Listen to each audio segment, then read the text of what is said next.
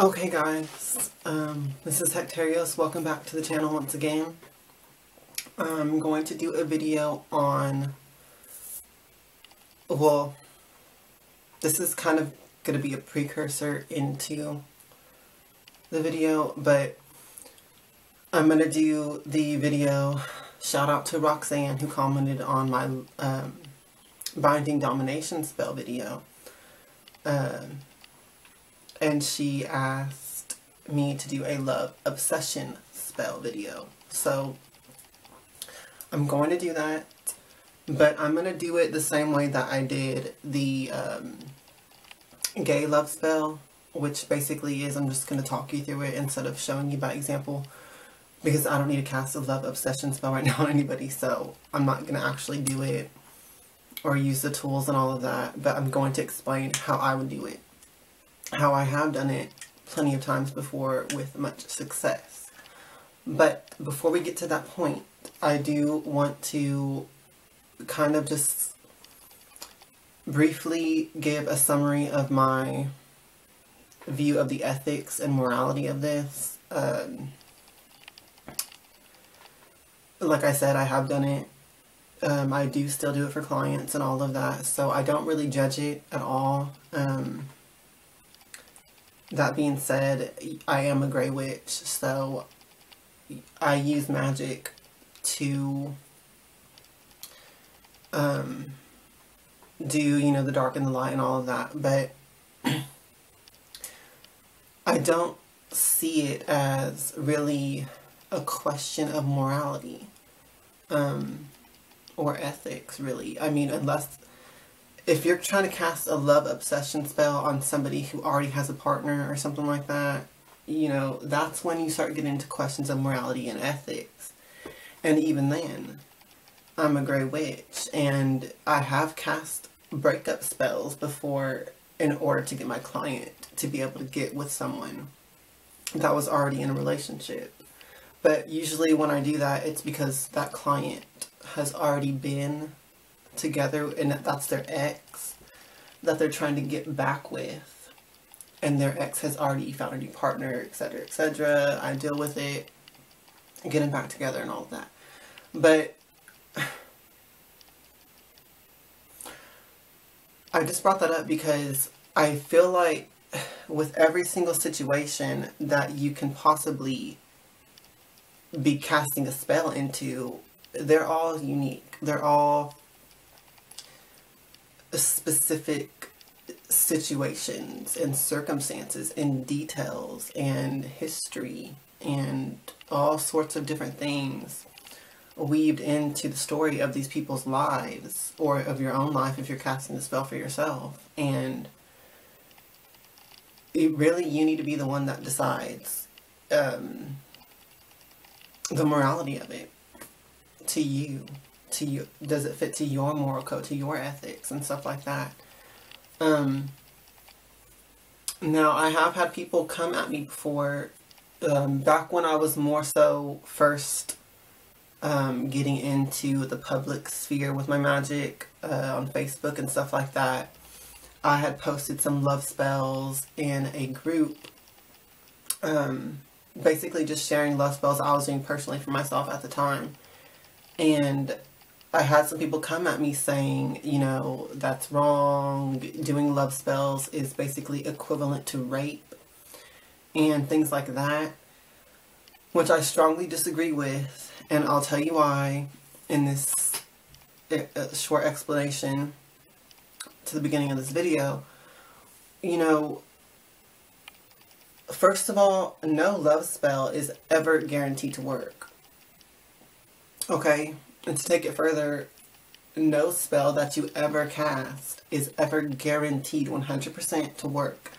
They all have their own life, their own circumstances that you're putting them into. And when it starts, there's a lot of things that are changeable, is what I'm trying to say, that you don't control. And you can cast the spell to exert a strong influence, but depending on the other circumstances and situations and outer influences besides your spell. There is other influences, and you know, that could impede or interfere with your spell work depending. So a lot of times when you're doing magic in general, you know, you have to kind of do it as you go and just progress. You know, cast a spell, see the result or not, and then, you know, continue the work. Don't just cast one spell and then expect, you know, all of it to just, I mean, that does happen sometimes where it will just work after one casting. But in other cases, you will have to continue to do work for a certain goal. One spell just won't suffice. So, especially when we're talking about love spells or spells on people, they're, you know, they have their own mind and their own power. Everybody has power. Everyone does magic constantly. It's just that some people are aware of what they're doing and some people are not. So when you're talking about casting a spell on somebody, a love obsession spell, you have to understand this, that, you know, is that person powerful? Do they seem to always get their way? Whether they're a witch or not, you know, a lot of people do natural magic, and a lot of people, like I said, everyone does magic, but a lot of people do it kind of in a masterful way, but without even realizing that they're doing it, okay?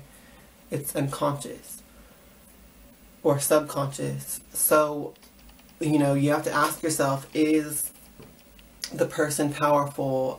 Do they have a strong will of their own? And things like that. Are they already in a relationship with someone else? Does that person have a strong will? Does that person have a lot of power and know how to use it and stuff like that?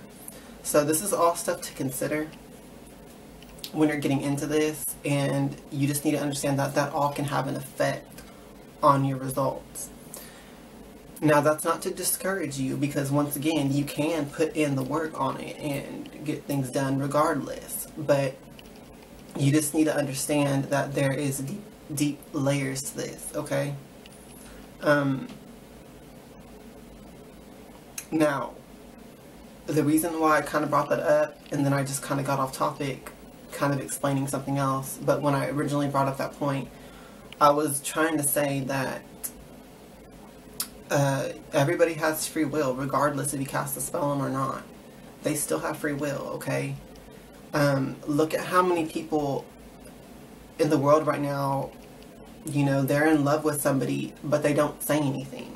Or, you know, for whatever reason, fear of rejection, or just they don't feel like they deserve it, etc., etc., etc. People feel like they're in love with somebody, but they don't act on it because of their free will. So when you're casting a love spell on somebody, you are going to influence them. It's going to exert influence. But, you know, depending how strong or weak that they are as a person, depending how strong or weak your spell is when you cast it, and, you know, that has an effect, and all of that to the outcome. And not only that, but also too, you know, when the person gets this spell cast on them, they will still have the free will to act on it or not. So I just wanted to point all that out, because it's very important to understand and consider when you're thinking about this kind of magic, really just casting spells on people in general. But for some reason in particular, when you're trying to make somebody, you know, fall in love with you or fall in love with a client, it really is, you know, it's just one of the more difficult kinds of magic to do. You know, getting someone to stop doing something is easier than getting them to do something,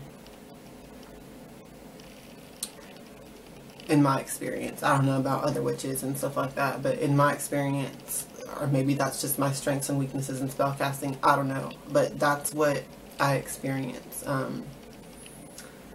But like I said, you know, even though it's difficult, it is possible. I have done it several times, and it is definitely possible. Now, you know, once again to touch on the morality of this, you know, when you wear perfume or when you dress up nice because you're trying to attract somebody, you don't really consider that morally or ethically wrong. Yet you are trying to exert an influence on somebody. You're trying to use glamour magic, essentially, to influence someone. So, you know, most people do that regardless if they practice magic or not. They wear perfumes, colognes, makeup, you know, etc.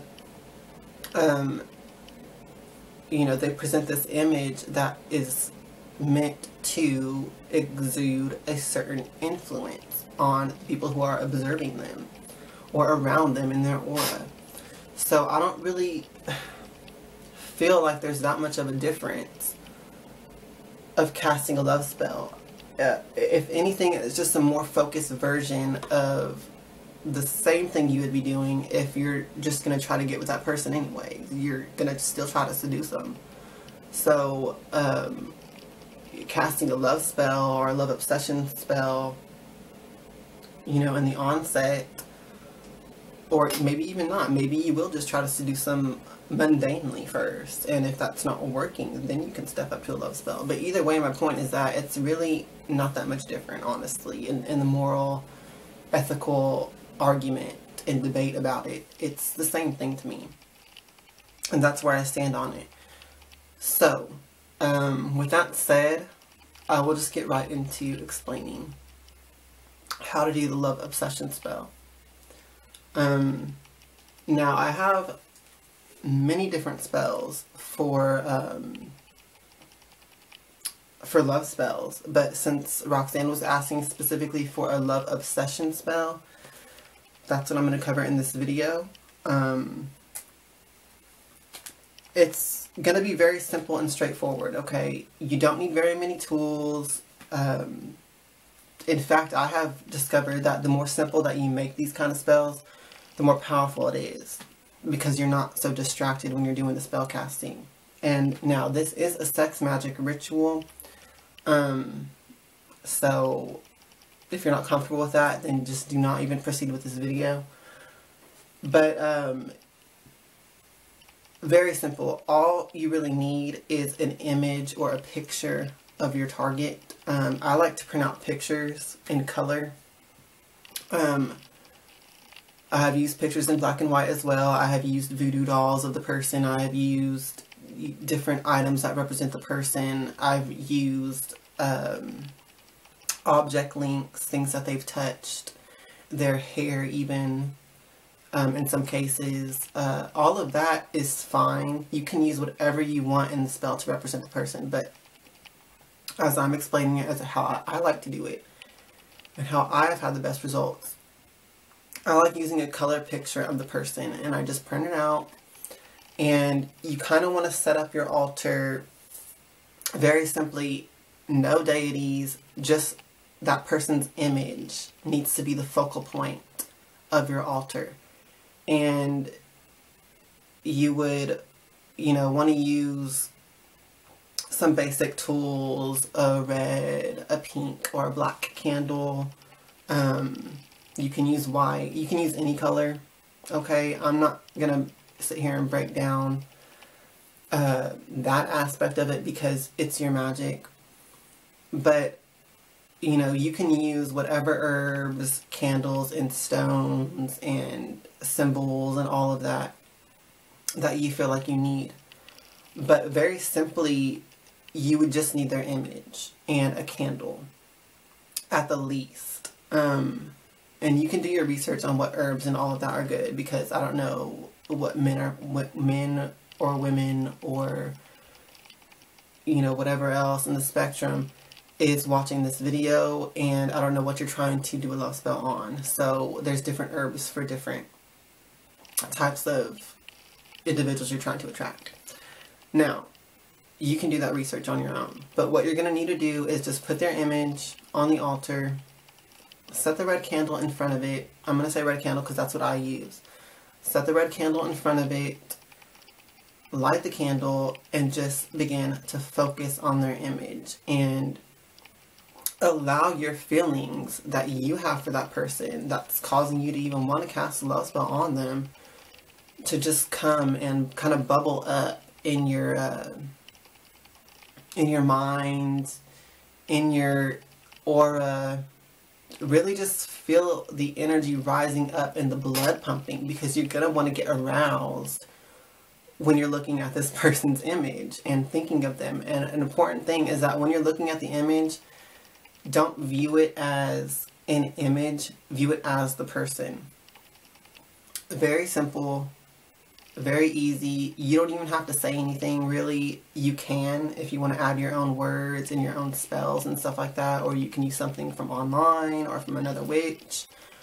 But the main magic here is the sex magic. So you want to basically just stare at the image, look at it as if it is the person, feel your desire for them, and basically get yourself off in front of the altar like that. You will then use the sexual fluids to basically rub it all over the picture. Put some on the candle too, usually. That's what I would do. And then, you know, that's basically it. You want to just take that image, fold it up or something, and put it away afterwards.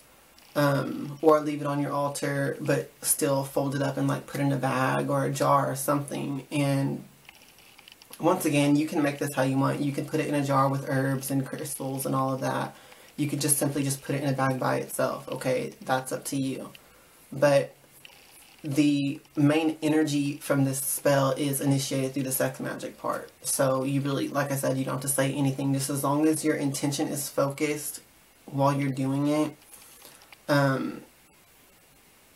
Basically, to clarify that, you want to feel the arousal and desire that you have for them, but you also want to put the intention that they're going to feel this way for you as well. So in this case, you're going to want them to feel obsessive, loving thoughts about you, as well as lust. So just make sure that you yourself feel those things. Make sure that you feel love in your heart for the person. Make sure that you feel aroused by them.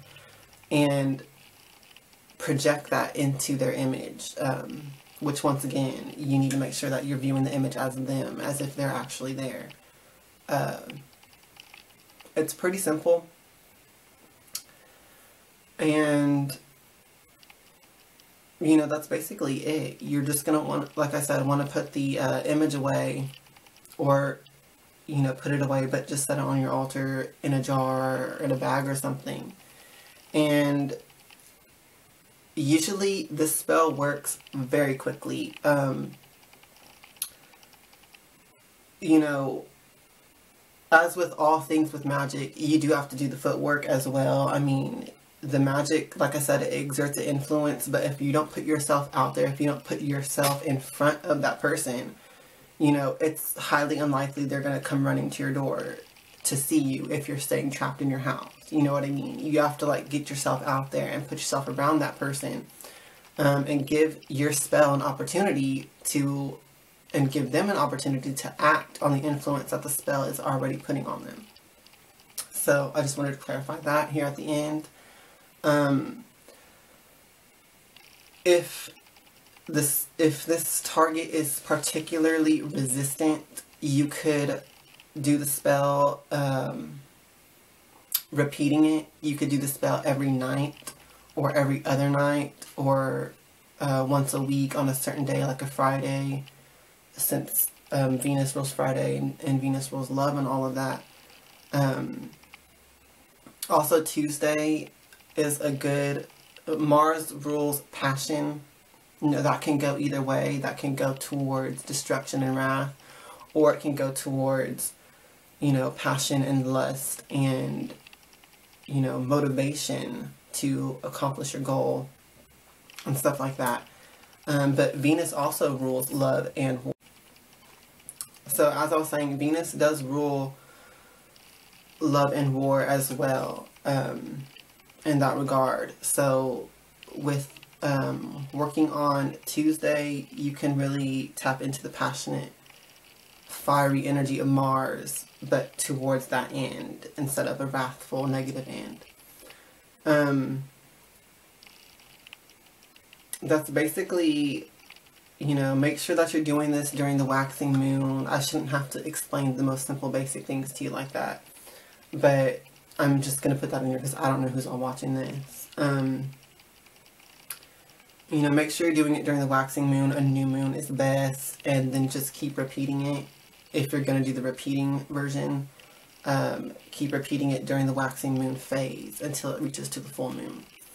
Alternatively, you could cast the spell on the full moon if you're just going to do it like a one-time off thing. But I do think that if you start it on the new moon, then you should repeat it until in building up to the full moon. But if you cast it on the full moon, it usually just is way more charged and powerful just from the first casting. So once again, this is all just my experience. You might be able to do this in a completely different way. So, you know, I'm just answering your question, basically, Roxanne. So I hope that this helps you.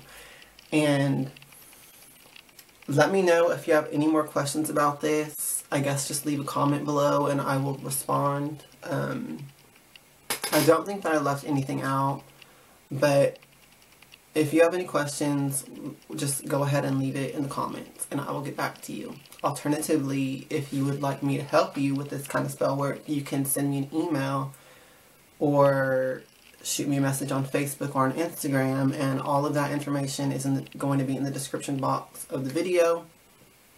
And if you need basically any kind of spell work services, tarot readings, you could also contact me for those. And I also make and sell magical jewelry and crafts and stuff like that. If you want to look through my Instagram and my Facebook for those, you can see.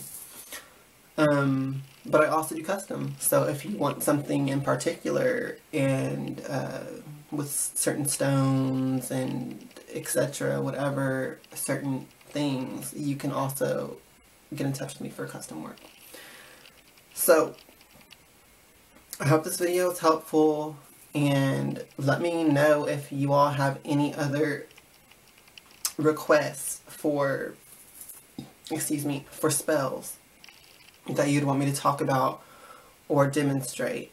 I'm sorry I didn't demonstrate this spell, but like I said, I really don't have any kind of love spell or love work to do right now. So I wanted to answer your question, but I didn't have anything to do, so I just decided to do the video like this, so you can still have your answer. Alright, thanks for watching. Like, comment, and subscribe if you have any, if you gained anything from this video, or if it pissed you off, let me know. Let me know if you have differing opinions about love magic and love work. Be polite, okay? It's okay to discuss things. We can all have different opinions and still be calm and talk about it, okay? But I am interested if you do have a differing opinion, and I would like to know why. Okay. I'm going to end the video here because I feel like I'm kind of rambling in a way. So, yes. Have a nice week. Hail Hecate, hail to the witches, and blessed be.